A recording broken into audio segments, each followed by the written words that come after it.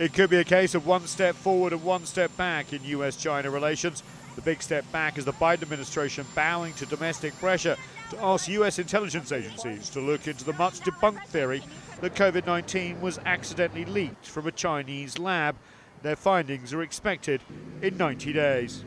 We will continue pushing for a stronger multilateral investigation into the origins of the virus in China. And we will continue to press China to participate in a full, transparent, evidence-based international investigation with the needed access to get to the bottom of a virus that's taken more than 3 million lives across the globe.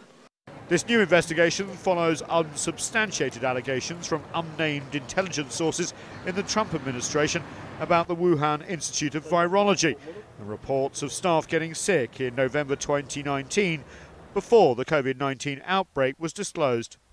The allegations, widely published in US media, run counter to the preliminary conclusions of the World Health Organization's task force that visited Wuhan in February.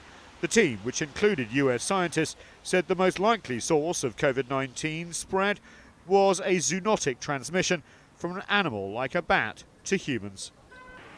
Beijing reacted strongly against the White House investigation.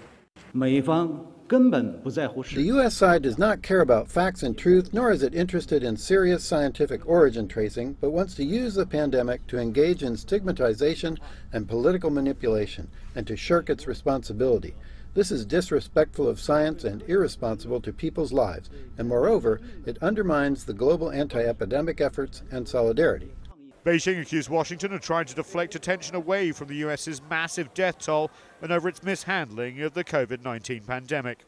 Meanwhile, a tentative step forward in trade between the two nations.